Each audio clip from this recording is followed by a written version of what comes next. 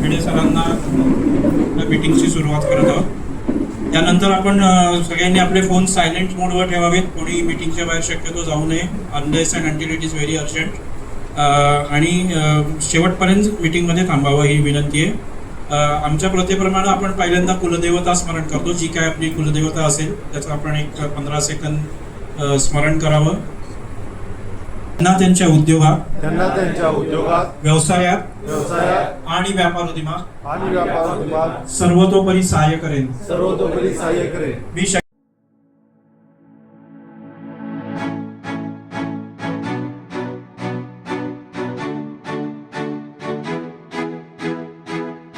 Participate करू शकता. पण तेव्हा त्यांनी एम्पॅनल जर केलं नसेल तर ते दोनच सप्लायरला फक्त ते नोटीस देईल आणि त्या दोन सप्लायरमध्येच competition. So this is the benefit of empanelment. तुम्ही जास्तीत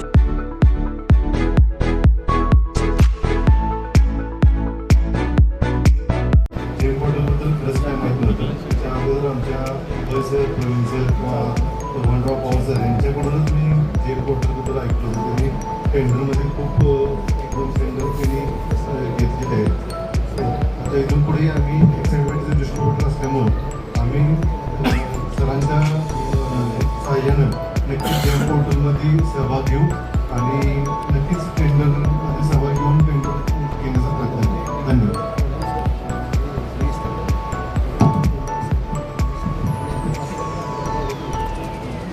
विशाल कुमार पाटील. नमस्कार, मी सुहास केरपेकर, फुलवेल एजन्सीज कराड. माझा refrigeration, air conditioning, compressor sales and service आणि AC रिपेअरिंग, नवीन विक्रीचा व्यवसाय आहे. आज जो सेशन इस्रे, रास आणि NCCI यांच्यातर्फे झाला तो अतिशय सुंदररित्या झाला. दिवस कसा गेला कळालं नाही मला. सर्व जणांची प्रेझेंटी चांगल्यापैकी होती दुपारच्या सेशनला, आत्ताच्या सेशनला. आणि आत्ता जे मकरंद शेरेकर सरांनी GM रजिस्ट्रेशन, गव्हर्नमेंट ई-चलन याच्याविषयी जी माहिती सांगितली ती अतिशय सुंदररित्या आणि सोप्या भाषेत सांगितली आणि त्याचा सर्वांनी लाभ घ्यावा एवढीच विनंती.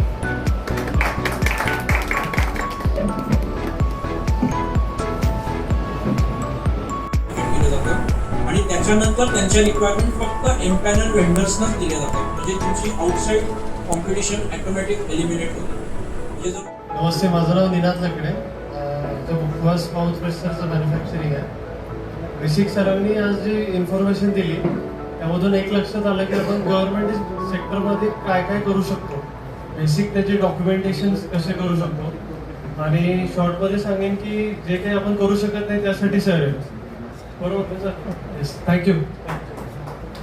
रास, MCCI, रॅम्प यांच्या थ्रू आपण बरेचसे प्रोग्राम घेत असतोय. GSTवरचा असेल, सस्टेनेबिलिटीवर असेल किंवा तसंच त्याच धर्तीवर जेम पोर्टलवरचा कार्यक्रम घेतला. आता हा तसा बराच वास्ट सब्जेक्ट आहे. 2 तासात कव्हर व्हायची शक्यता कमी असते, पण सरांनी जवळजवळ सगळे पॉईंट कव्हर करून 2 तासात बऱ्यापैकी नॉलेज दिलेलं आहे आपल्याला गरजेपुरतं आहे ते. आणि पुढचं नॉलेज काय पाहिजे असलं तर ते सदैव तयार आहेत आपल्यासाठी. धन्यवाद.